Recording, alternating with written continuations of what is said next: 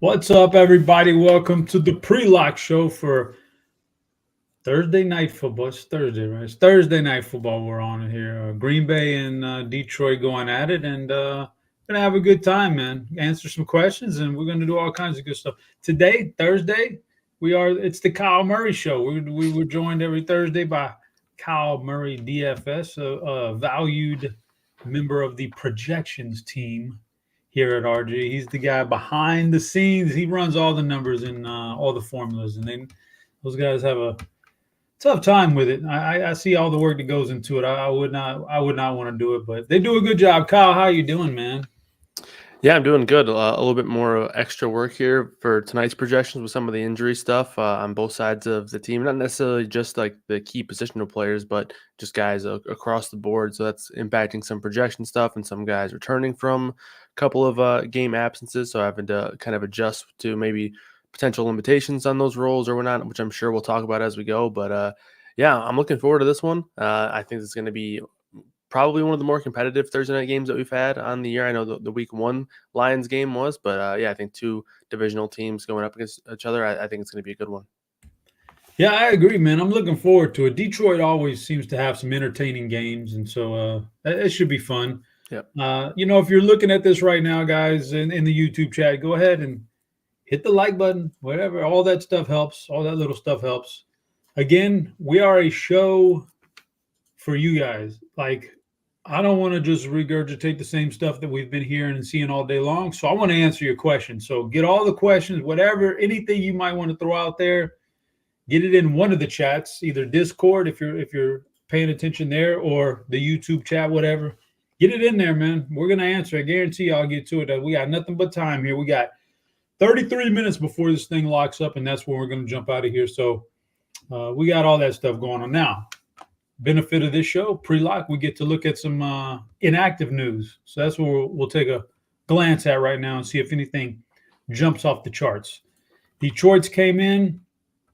Okay. Detroit's missing a couple of guys here on their defensive secondary. We're missing Kirby Joseph tonight, who's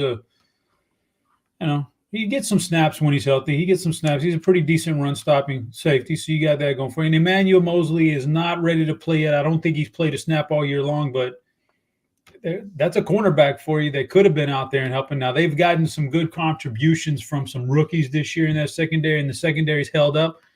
I have my doubts, if they're going to hold up long term here. Who knows? But those are two members of the secondary out. The rest of those guys, not really seeing a whole lot there that matters. On the Green Bay side, again, same thing here. We got some defensive personnel issues for Green Bay. Jair Alexander left, or I think he left early last week. He might have not even been active last week. He left early one of those last two games. He's inactive again tonight. That's one of your best cover corners in NFL. So he's out. That cannot do anything but help the Detroit wide receivers because he's very good. So you got him out of the mix. Their offensive line is taking a beating. Jenkins is inactive. I think they moved back to IR today. So technically he's not inactive, but he's not playing. So big hit on their offensive line. Devondre Campbell, okay, that name's popping up. Linebacker. He is a good run-stopping linebacker for Green Bay. So, yeah, that's going to help. That's going to help a guy like Montgomery. Man, yeah, I like that. There's some news here. You can work with this. You can mold this and get I'm out of focus, man. Yeah, we can get this working, man. So I think those things kind of, it's the little things that are going to separate you in a showdown. If you can take advantage of any of this stuff, like that can help you. What do you think about all these inactives here, Kyler? Yeah, I mean, you mentioned it. There's a lot of names to miss. You mentioned the two linemen out for Green Bay, and on the Detroit side, Taylor Decker is playing, so that's a big player they're getting back. He missed last week, but gonna be without Vitae and without Nelson, who actually started for Decker. So they have a couple of names that are banged up, and then on the defensive side, you mentioned those names. Another guy who's on IR for Detroit, Chauncey Gardner-Johnson, a big name there in the secondary, who's also out. And Detroit's defense, they've looked good, but there's a lot of key components out here for this one this week. So it's going to be interesting to see how they play. I think the offensive line troubles health-wise for both of these teams could be a real factor in the game. And a big reason why I like the under in this game, I bet it last night at 46. So I like the under in this game partially due to those two offensive lines being banged up. But there's a lot of names from a skill position perspective that are also dealing with injuries. Sure, these guys are active and they're healthy and they're playing, but they're dealing with injuries early on in the season. Montgomery, he's back, and it sounded like he might have had a chance to have a multi-week injury, but he's going to return for this one. Aaron Jones, he missed 2 games. Watson's making his season debut, but it sounds like he might be on somewhat of a snap count. Amon-Ra St. Brown's been dealing with an injury. So there's a lot of injuries in this game that are definitely worth noting, worth mentioning, or these guys playing banged up. So I'm interested to see how it turns out, but I think that, that's something that is definitely worth noting. I couldn't agree more that when these guys are active, we kind of just gloss over it because, well, they're active. They wouldn't be active if they weren't ready to play football. The truth is those injuries like that, they do hurt them. They linger. Yep. It slows them down, takes away just that little bit of athleticism and there's such a thin margin between winning and losing in this thing as far as your individual matchup. It matters. Amon-Ra with a turf toe, with a steel plate in his shoe, it matters, man. Yep. He could just, it's not a coincidence that sometimes right when these guys come off the injury list, meaning they're not listed anymore, meaning, well, he's finally 100%, they explode because they're back to that, athleticism. So it's a big deal. Now, Christian Watson, we'll talk about him a little bit. He's an interesting, we think snap count. Somehow he snuck out and missed the first 3 games of the year. He was, about a week before the season started, he really wasn't banged up. I didn't think any of us thought he was going to miss this much time. He's back tonight. They say snap count, but man, I got to think he's probably feeling pretty healthy and feeling pretty fresh, especially compared to these other guys. How you treating Christian Watson tonight with a presumed snap count? Yeah, I think, we're projecting him to be a little bit lower in terms of his target share. But again, I think we talked about it last week in terms of a receiver, he can be limited and still see their normal volume, right? It's easy to take a receiver off the field and, on run plays or plays where he would normally be blocking, and that's how you limit the guy. But in terms of his actual target share or the plays where he's actually going to be involved in the passing game, which is where we want them, realistically, if you told me, a receiver is going to play 60% of snaps, but he's going to play all the passing down work, I'm fine with that. I don't need him out there to block, right? So I think a guy like Watson can still be completely fine here, even though he's going to be or expected to be a little bit limited. But for some of these other guys like Montgomery and Aaron Jones, I think these are 2 spots where, you can maybe just sort of play them as if they were going to be fully healthy, and you get a little bit of an ownership discount. We have Montgomery as one of the higher owned players in the slate. I think he's in the top 5 or so, but he's also really cheap. He's under $7K on DraftKings. You look at that price for a guy who scored a touchdown in every game that he's played in so far, and you probably say that would be a little bit too cheap of a price tag, and maybe he should be more popular. And I think the injury coming back from it might be, keeping some people away. And same thing goes for Aaron Jones, minus the price tag debate there. Obviously, his price is not down. He is very, very expensive on this slate, and I think he's a guy who I'm interested in being overweight on, just because of people not playing him because of the potential, injury scare or the hamstring injury, or just the price in general. But this is a guy that he can fall in the end zone 3 times. He's done it in the last 2 times he's played Detroit at home. 2 of the last 3 games, he's scored 7 touchdowns against Detroit at home. So keep that in mind. Aaron Jones has the ability. He scored 2 touchdowns in week 1. We know he can find the end zone, and we know he's going to be involved not only on the ground, but also through the air. So he's a guy that I really have a lot of interest in getting overweight on the field tonight. All right, sounds good. Let's knock out some questions here while I can kind of scout through them and see what's going on. First one's from Discord from Brad Collins. Totally might answer this one. Man, this is a good question. I think it's very, very viable tonight. I'll let you start it off. Both Detroit running backs in the same lineup in GPPs. What are your thoughts on that? Yeah, I think it's totally fine. I think you can actually make the case for both of these teams to have both running backs in, even though A.J. Dillon has looked absolutely atrocious this year. Both these teams are going to use their running backs in different ways. You look at Jahmyr Gibbs' usage over the course of the year. Last week, he had 17 carries with Montgomery out, but realistically, that was probably the least desirable role for him. He was getting a lot of handoffs up the middle. The week before, in week 2, he actually had a 26% target share. That's what you want from Jahmyr Gibbs. You want him being out in space, being involved in the passing game, and having Montgomery being the guy to get the 15 carries and maybe the goal line work. So both of these guys are definitely in play. I think on both sides, obviously, I like the Detroit guys more as a pairing. But yeah, I think these guys are absolutely in play, especially when you consider the fact that the receiver groups for both of these teams leave a little bit to be desired after the first couple options or so. Yeah, I agree. I've used that strategy before successfully. and it's just one of two things. Either you think that a team is going to have such success on the ground that not only is the number 1 or 1A running back is good, but then his backup, whether that be a true backup or a 1B type of situation, is also going to get in there and get a little run. If you think that could happen, it's viable. And in this case, it's viable because there's two different kind of backs here. One's going to catch passes and one's going to get goal line work. They could both get fed in this game, and I definitely like that one. Let's take a glance through. Yes, Mr. Butthole Jenkins, I will get to the Plums play of the night. It's coming up later on. You know how we do it, man. We got to save that one to the end. He also throws in sneaky low on captain Luke Musgrave. He probably is pretty low on. I've heard a lot about him. Leading up to this game. What's your thoughts on old Lukey?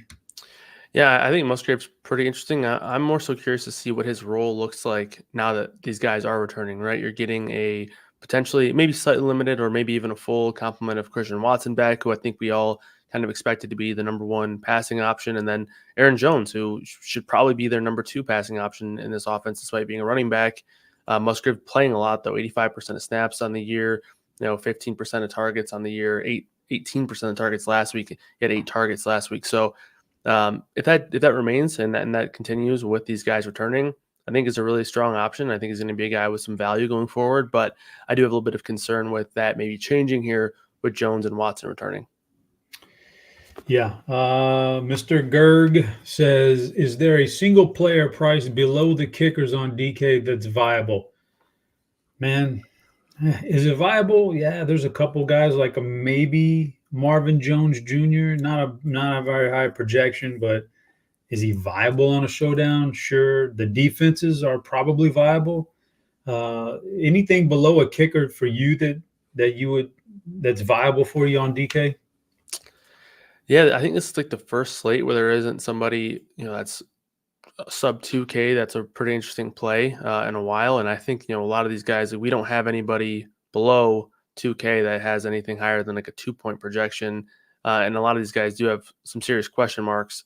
So in terms of viable, like on a showdown slate, anything is viable. You can really do whatever. You can punt with one of these guys that are $200, and if they have one catch for 10 yards, they could pay off that price. And if it allows the rest of your lineup to kind of unlock some stuff. So I guess it sort of depends on what, your version of viable is. But yeah, I would say overall, probably not somebody I'm thrilled about. Marvin Jones has the best projection of any of these guys that are down here, but I'm really concerned with Marvin Jones just getting pushed out of this offense. He didn't get targeted last week. He's losing snaps to Khalif Raymond. Josh Reynolds is supposedly healthier, and he was limited last week. So I guess Jones would be the best guy down here, but not someone I'm overly thrilled about playing. Yeah, it's weird tonight. We don't, usually you can find a guy who's $200 that maybe you throw a dart at. Tonight it doesn't look like it, and there's even all these little knick-knack injuries. You would think somebody would jump out, but nobody's really jumping out. But we'll see what happens. Derek Ringering asks, "What's the nicest strip club bathroom?" I guess he's talking to me. What's the nicest strip club bathroom I've ever worked in? I mean, listen, I worked in like 1 or 2 strip clubs. I wasn't in the bathroom. I could say the ones I worked in, definitely not nice bathrooms. Believe me, there's not that kind of a joint. I will say, as a patron, though, Heartbreakers in Dickinson, Texas, back about 15, 20 years ago, that place was spot on. So they had a nice bathroom going on in there. But our buddy Kirkwood, he says, I'm going to let you answer this because I answered this for him in the chat, but Goff versus Love on FanDuel scoring. Who you got tonight? Yeah, I'm going to take Jordan Love here. The Lions, they've been they've been playing very slow. They've been looking to run the ball a lot, and that was even with Montgomery missing last week and then getting banged up in week 2. They're bottom 3 in terms of pass rate over expectation, and Goff hasn't really been great on the road. So there's a couple concerns that I have for Goff tonight, and I think I just like Love a bit more. He's been productive in all 3 games so far. He had the rushing touchdown last week, and that was the only game that he hasn't thrown for 3 touchdowns in this year. So in the one game that he doesn't perform well through the air, he rushes in. That's going to make up for some production there. He's a little bit more of a mobile threat, I guess. He's not a guy that's going to go out there and run for 100 yards or anything like that, but he has 23 plus rushing yards in back-to-back games. Like I mentioned, that rushing touchdown last week. So yeah, I think those are kinds of the reasons why I would lean Love over Goff tonight. All right, I like it. I would say here we got about 20 minutes left, guys. Questions, fire them off. I'm going to run them down from chat right now. We're getting into it. So listen, 20 minutes is plenty of time to either edit your lineup that you've already made. If you have any questions, ask about it. Or if you're just throwing them in late, and you have any questions while you build, get them in chat, man. We're going to answer them. Jovan says, when it comes to the DK captain, using lineup HQ to build lineups, do you recommend locking in one captain for 20 lineups in GPP or selecting multiple captains to building your 20 lineups? Man, that's a good question.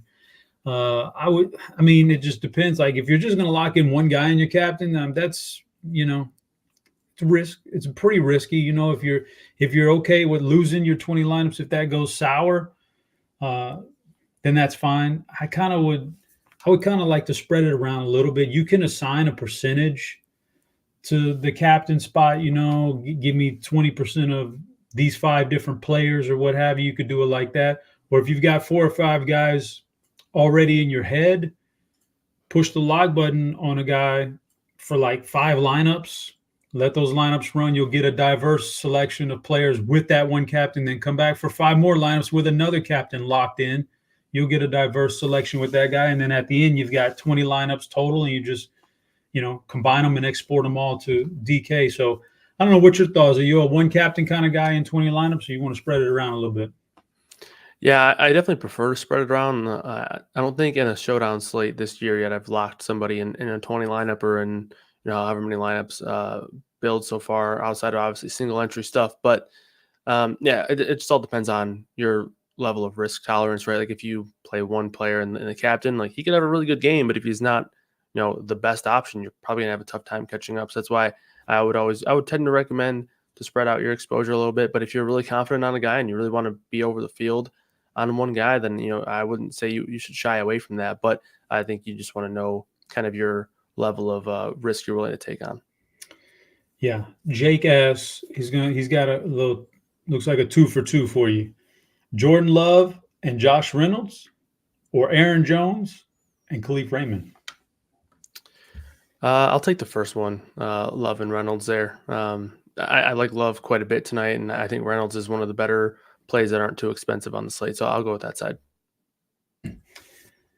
Fair enough. Lip says, I like Dylan a bit tonight. I'll tell you what about Dylan.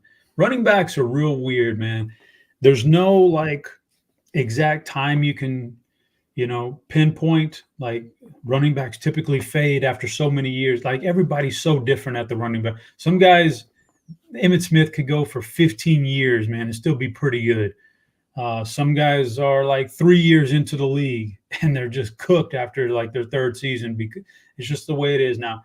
I'm looking at Corey Dillon and I'm thinking, man, is he already washed? Because he looks like he's running in mud. When he came out of Boston College, he was physical. He was good. At least he had some sort of snap to it. He doesn't look like it now. I don't know, man. What do you see when you see Dillon run? You see anything? You see somebody you want to play tonight? I mean, the only reason I would play him is because of ownership. Because I don't think many people are going to play him because of how bad he has been. And on a showdown slate, that's really all you do need. Like he is going to be involved. He is going to get touches. You can argue that, with Watson and Aaron Jones back in the lineup, maybe the offense is a little bit more efficient and they're opening up a little bit. But yeah, he's been terrible. He's averaging less than 3 yards per carry on the season. One of the worst among regular running backs who are seeing regular touches. So, yeah, the only reason I would play him is due to ownership. And, you look at a guy in that same price range, David Montgomery, despite, him returning from an injury, I would still prefer Montgomery over AJ Dillon. So yeah, the only reason I would go there is just for a game theory play. Yeah. Andrew Martinez wants to know who your favorite small field DK GPP captain is. Yeah. So I'm actually still figuring that out myself. Still finalizing my lineup. I think right now, from a small field perspective, what I'm trying to do is be unique at captain. That way I can eat some chalk at the flex position. So I think Aaron Jones is the guy that I'm currently going with. I don't think he'll be, super contrarian. I don't think he's going to go completely under the radar, but I think he'll probably be outside the top 4 or maybe even top 3 or 4 guys in terms of captain ownership. So I think right now it's Aaron Jones for me.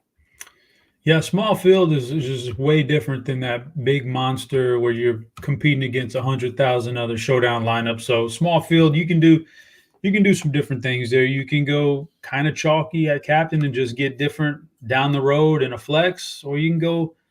You don't have to go completely off the reservation at captain, and then you can still have some chalk in your flex.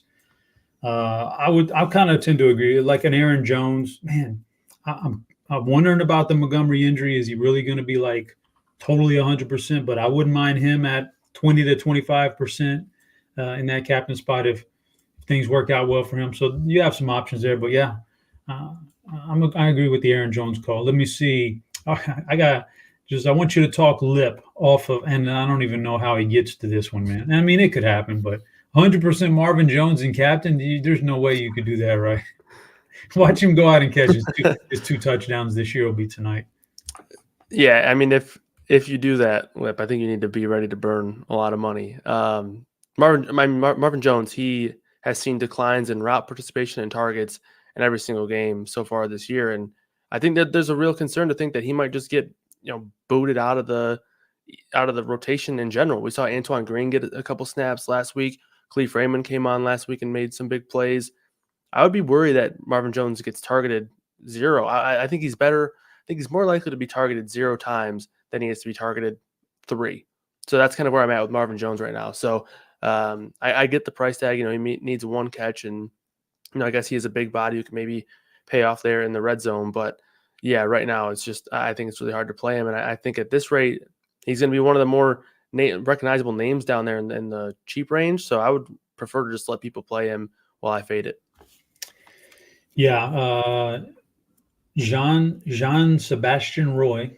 That's an interesting name. He says he will fade Laporta tonight, and this is a really good battle of rookie tight ends here, man. And Laporta's been good, and Musgrave could break out any day. I don't know if I'll be fading that. What about you? Yeah, I mean, Laporta, he's been amazing. He's setting records in terms of rookie tight end production, 5+ catches in 3 straight games, had 8 last week.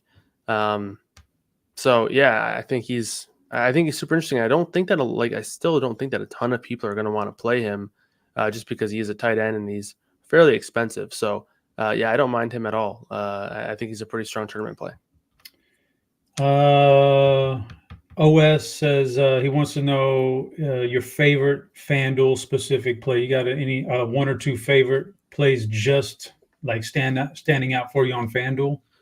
Yeah, I think Dave Montgomery is just a natural fit over there on FanDuel just because he's kind of built to fall in the end zone a couple times. And I would say even Aaron Jones is the same sort of caliber there, but I think on DraftKings Jones is a bit better because he does have that pass catching upside. But so yeah, that's kind of where I'm at with those 2 guys. That I would say Montgomery, and then obviously Jordan Love I think is a really strong play over on FanDuel. He has some rushing upside. I wouldn't be surprised if he has a rushing touchdown here. So I guess I'll say Montgomery and Love tonight. Yeah, Montgomery was jumping out to me. He's just a guy I'd much rather play on FanDuel than DraftKings. Not that he can't get it done on DraftKings, but boy, he fits the FanDuel scoring, and just a great offensive line. And Green Bay kind of always struggles against the run a little bit. That's part of their game plan. They'll let you run for some yards, but try to contain the pass. But yeah, Montgomery stands out. Let's see here. Favorite Dean Shavelson, the great RG host, is in chat. He wants to know your favorite silly flyer between Torrey, Wright, Degura, and Kraft. I mean, he's got some really cheap, low dollar, weird names in there. I'll tell you what. I'll go to a guy that you just mentioned. Was Antoine Green. He was pretty good in college. And you talk about Marvin Jones maybe getting bumped out of the way. A guy like that could just 1 home run for $200, 1 big play.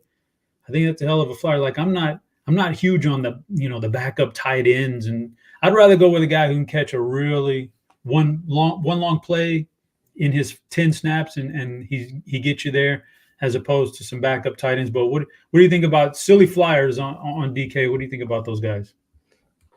Yeah, I wish there was better ones on this slate, but right now Brock Wright I think is fine. Obviously Laporta is going to be sort of the talk of the town in terms of the tight end position, but He did play 44% of snaps last week. Antoine Green played 20% of snaps last week.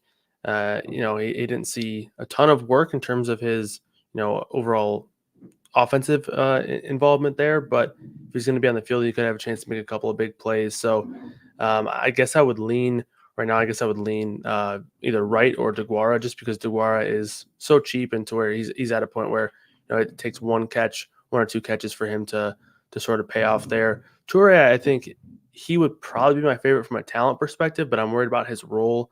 He has, you could argue 4, maybe even 5 receivers above him now who could really push him to the side. He had a really nice catch last week, that diving catch over the middle. If he does have one catch, he could pay off there. But fairly concerned that he is just completely pushed away to where he might not even see much of the field at all. He played 45% of the snaps last week, but with Watson coming back and obviously with a couple of these rookies, Jaden Reed and Dontavian Wicks, playing really well to start the year, I think those 3 guys, and then obviously Romeo Doubs ahead of him as well. He could be wide receiver 5, and that's not really guaranteed to see a ton of work here.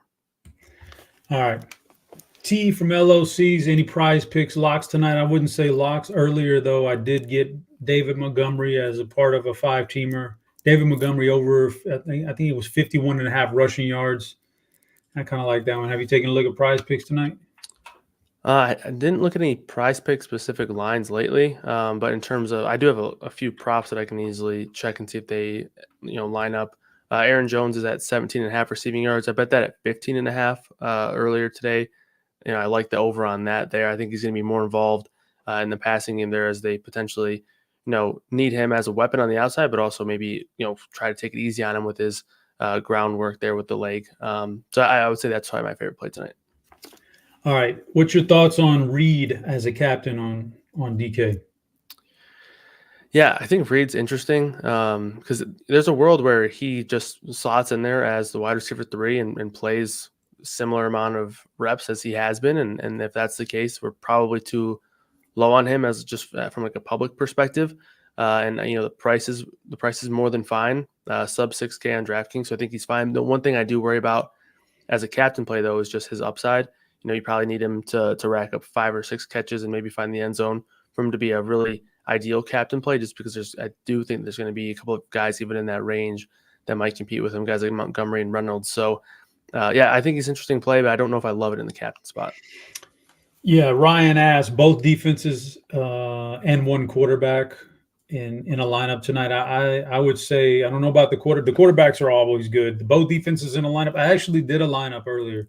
I put both defenses because there's just not much down there in that range I wanted to go with. So I think they'll get some points, probably not break the slate or anything like the Cowboys did that one night in week 1, but they'll probably get you some points. And there's just not a lot of guys in that price range that are going to get you some points tonight. So I would say both defenses are fine.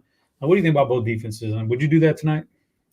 I think this is a good night to do it because I do think that they're probably not going to be overly popular. I think they're going to have some ownership, but I don't think people go crazy on them. And, we talked about the injuries on the offensive line for both of these teams. I prefer the Lions defense just because of the fact that, they have a couple of really strong pass rushers, and obviously Bakhtiari and Jenkins, those are their 2 best linemen. They're both out. So I think that the Lions might have a little bit more success getting to the quarterback here. So I don't hate it tonight. This is probably one of the few nights where I'm okay with it, but I'm still not going crazy with it. 6 minutes left here. We're going to try to get these questions here. I'm trying to look at them as we go. On FanDuel, best surprise flex. I'll let you take that one first. Best surprise flex. I'm assuming like somebody off the radar, big GPP. What's a surprise for you? Yeah, I guess in terms of surprise, I think that, based on our ownership projections and stuff like that, I still think that Christian Watson could be fairly low owned. But if he's not surprised enough, I guess I would go Josh Reynolds. But again, I think Watson could be, a guy who, if he's limited, that, might not be ideal. But if he's going to still see 20+% of the targets and have that big play upside where he can maybe catch a couple of touchdowns. Remember, we saw him, I think he scored 12 or 13 touchdowns in like 9 games last year. So he's had a lot of success finding the end zone. And Jordan Love, he's kind of, I don't want to say he's picked up where Rodgers has left off, but he has 8 passing touchdowns on the year. So pretty good start there as well. I would throw a name in there. I would say, we've got safeties out tonight inactive. We got cornerbacks out tonight. We've got banged up wide receivers. So maybe one of the tight ends. Nobody will ever play a tight end on FanDuel in the captain. You want flex, but okay. All right. In the captain, a tight end would be a pretty interesting move tonight with everything that's going on. In a flex, yikes, I don't know. You know what you could do in a flex? Weird lineup where Detroit dominates on the ground. And Craig Reynolds, like, you play the narrative, okay, Montgomery goes out there, doesn't look good, doesn't feel good, and he's out of there after the first couple of drives, and bam, in a flex, maybe that works, man, something like that. You never know. Favorite FanDuel MVP large field. I would go with my tight end I just mentioned. Big Hurt says his favorite FanDuel MVP for a large field GPP.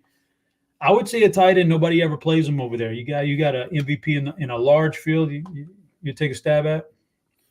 Yeah, I mean, I think Laporta is a really interesting call over there, and he's a guy who found the end zone for the first time last week. Maybe that's going to be kind of the floodgates opening there. So I like that call. And then I think just any of these Green Bay receivers, I think they'll all kind of get overlooked. But I prefer Watson and probably even Jaden Reed over Romeo Doubs slightly, just because of, I just like Reed a lot as a player, but Watson would be probably my favorite option, who I don't think will have a lot of ownership because he's a receiver and over there on FanDuel.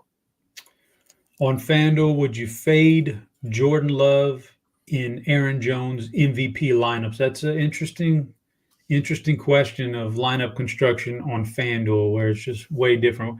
If you're playing Aaron Jones in the MVP, you must not have a whole lot of love for the passing game. Would you fade the quarterback altogether? So in my single entry lineup right now, I have Aaron Jones as the captain, and I have Jordan Love in the lineup. I think that there's a couple of paths to where this works out, where either there's not a whole lot of scoring, and a handful of catches from Aaron Jones is enough to be, the top captain, or he catches a touchdown pass. So I think Aaron Jones, his upside tonight actually comes more so through the passing game. So that's sort of why I think that pairing is totally fine. Yeah. Andrew asked a question about, speaking of fading quarterback, he says, would you fade both quarterbacks? I think we kind of talked a little bit earlier. I would say this. I think that there's merit to fading these guys tonight because you just don't know. But I have a lineup where I played the two defenses I talked about a minute ago, and they have both quarterbacks. It's a certain type of lineup. You just kind of want to go with, a game script type of thing going on there. And in a lineup like that, I'm thinking not much scoring. Quarterbacks can't help but to be good, and I've saved the money on the defenses, so let's get those two guys in there and hope you can get the one or two touchdowns with your other two flexes in there. So it's just about your lineup, man. I don't think fading. This is not Patrick Mahomes going at it against name your other really good quarterback. This could be a slow game where Detroit runs a lot. And Green Bay is powering with Aaron Jones and Cordell, and all of a sudden, 2-3 quarters go by and they haven't done much. So I could see fading quarterbacks. What do you think about that strategy tonight? Yeah, I think it's fine. I think pretty much all the things that you outlined are kind of the paths to where that works out. And yeah, I think it makes a lot of sense. And you also sort of factor in that you have a couple of guys who are in the same price range, guys like Jahmyr Gibbs, Christian Watson, who's a little bit cheaper, but obviously Amon-Ra St. Brown, Aaron Jones. So there's plenty of guys in the same price range as those guys, to where I think it makes sort of sense to consider that for sure. All right. We got about a minute and a little bit of change left. So, butthole, I'm on it right now. Plums play of the night. Fill it in your plums deep down inside. I hope we got the gift queued up, man, but I didn't give producer Steve enough time probably, but fill it in your plums. Play of the night. I'm going to start off with you, Kyle. Who's your guy tonight that you're really feeling it? Yeah, I'm going to go Aaron Jones. I don't know if he's going to be super contrarian, but I do think that, if this game was played on a week where he wasn't returning from a hamstring injury, he would be a lot more popular than he actually is. So I'm going to go with Aaron Jones tonight. I like the Aaron Jones call. I'm sticking on Green Bay too, a guy that I've intentionally tried to not talk about too much because I want to come out and give you the plums play of the night, man. But Christian Watson, boy, I think the ownership, had this guy played in 3 games so far this year and done well, the ownership would be, a lot higher than it is right now. We're thinking snap counts, and we're done. And like my boy Kirk Deese told me earlier in another chat, he's like, what if the snap count is limited on the run blocking plays, but he's in there for all the pass attempt play. Like, all that is all noise. Who knows how that plays out? Christian Watson's explosive. He's good. He's the best wide receiver on the team. I think there's chemistry with Jordan Love, dating back to last year. So I'm going Christian Watson. Guys, it's 10 seconds till kickoff. So we're going to jump out of here. We appreciate you tuning in. I'll be back on Monday Night Football with another one. For Kyle Murray, I was your host, Chop, our producer, Steve. Good luck in those GPPs. We're out of here.